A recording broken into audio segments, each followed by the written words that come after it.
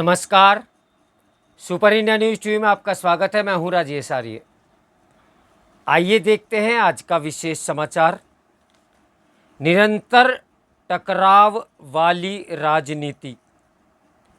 यदि विपक्ष यह मानने को तैयार नहीं कि बहुमत वाली सरकार बन चुकी है, तो सत्ता पक्ष स्वीकारने से बच रहा है कि विपक्ष मजबूत होकर उभरा है।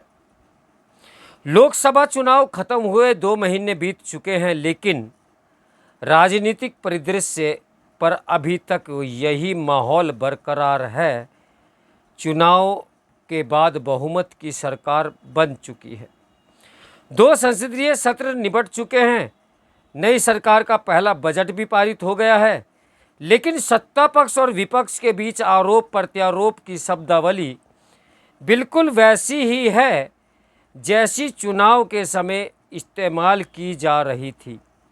सत्ता पक्ष का आरोप है कि विपक्ष देश में अराजकता फैलाना चाहता है। कुछ विपक्षी नेताओं ने बांग्लादेश के मौजूदा घटनाक्रम की भारत में पुनरावृत्ति की भी बात की। लोकसभा चुनाव संपन्न हुए महीनों गुजर जाने के बाद भी विपक्षी नेताओं के हाथ से संविधान की वह प्रति छूट ही नहीं रही है जिसे लहराकर उन्होंने चुनाव में फर्जी नैरेटिव बनाया था कि भाजपा संविधान बदल देगी। विपक्षी नेताओं द्वारा जाति आधारित जनगणना का नारा भी बुलंद किया जा रहा है। कुल मिलाकर राजनीतिक दल चुनाव से आगे बढ़ने के लिए तैयार नहीं है। मानसून सत्र में यह स्पष्ट लिखा है, जो एक खतरनाक चलन है। खतरनाक इसलिए क्योंकि जनमत ने अगले 5 साल के लिए राजग को काम करने के लिए चुना है और विपक्ष को मजबूती से अपने सकारात्मक भूमिका निभाने के लिए। फिलहाल विपक्ष उस भूमिका का निर्वाह करने के बजाय अभी तक चुनावी मुद्दे में है। वैसे तो मौजूदा राजनीतिक माहौल के लिए चुनावी राजनीति भी जिम्मेदार है, क्योंकि व्यवहारिक रूप से चुनावी मंच ऐसा होता है जहां आज़ादी का दुरुपयोग अधिक हो रहा है। वहां नेता आरोप लगाकर चलते बन रहे हैं, वहां किसी से भी कोई सवाल नहीं पूछा जा सकता। इसके उलट संसद जिम्मेदारी और जवाबदेही का मंच होता है। संसद में वही टिकता है जो तथ्यात्मक और वैचारिक स्तर पर मजबूत हो।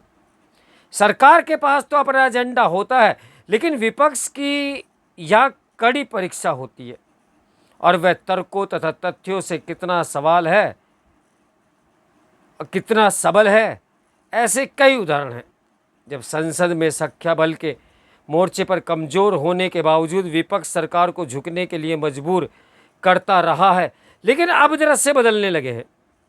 सरकार गठन के बाद से 2 महीने के भीतर जो सत्र हुए, उन्हें लेकर कहा जा सकता है कि 3 बड़े अवसर थे जहां विपक्ष अपना लोहा मनवा सकता था। पहला अवसर था राष्ट्रपति के अभिभाषण पर चर्चा का, दूसरा अवसर था बजट पर चर्चा का और तीसरा अवसर वक्फ संशोधन विधेयक का। यह वह वक्त था जब नेता प्रतिपक्ष राहुल गांधी समेत विपक्ष के दूसरे बड़े चेहरे अभिभाषण और बजट में के लिखित दस्तावेज सामने रखकर यह गिनाते कि चुनावी मंच से उन्होंने जो आरोप लगाए थे वे पुष्ट हो रहे हैं या नहीं।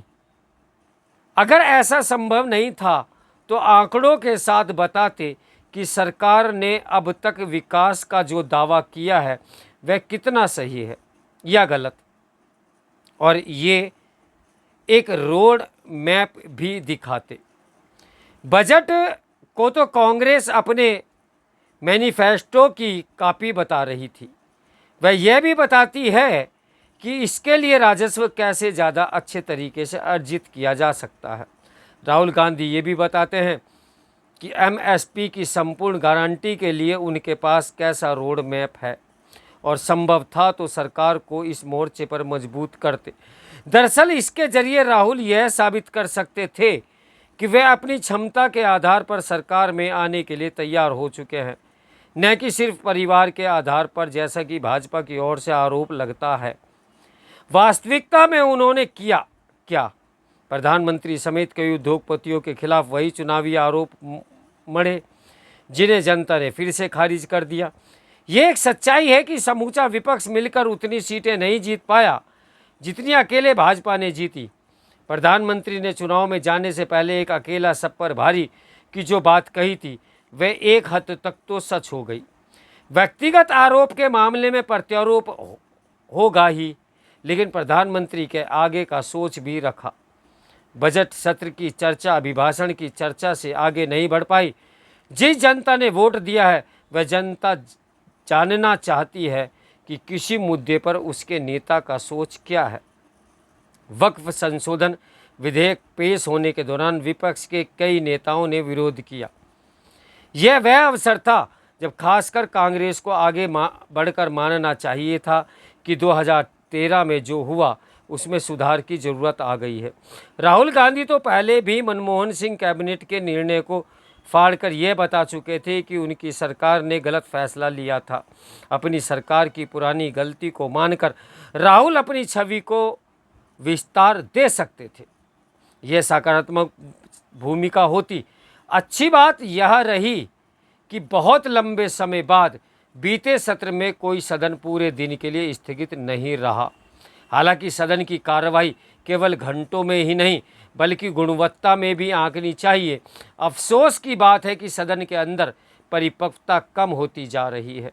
जिस तरह दोनों सदनों में सीधे तौर पर आसन पर सवाल खड़े किए गए वह पहले कभी नहीं हुआ। सदन अखाड़ा बन गया है।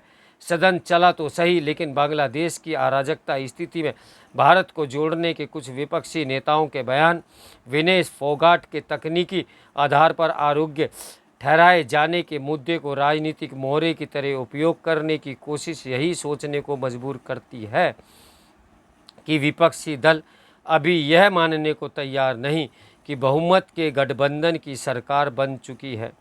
कहीं ऐसा तो नहीं कि उन्हें अभी भी ऐसा लग रहा है कि सरकार के अंदर कुछ ऐसा घटित होगा कि उन्हें सरकार गठन का अवसर मिलेगा।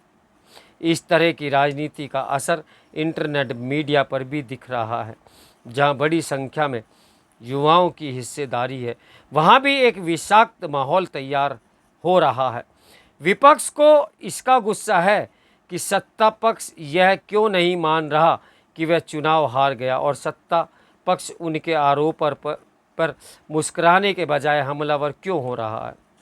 दूसरी तरफ सत्ता पक्ष यह तो देख रहा है कि विपक्ष मजबूत होकर आया है, लेकिन इसे स्वीकारने को तैयार नहीं। जो भी हो, लगातार टकराव वाली राजनीति देश के लिए ठीक नहीं लगती। तो मेरे साथ बने रहें सुपर इंडिया न्यूज़ टीवी की ब्रेकिंग न्यूज़ के लिए। नमस्कार, मैं हूं राजेश आर्या।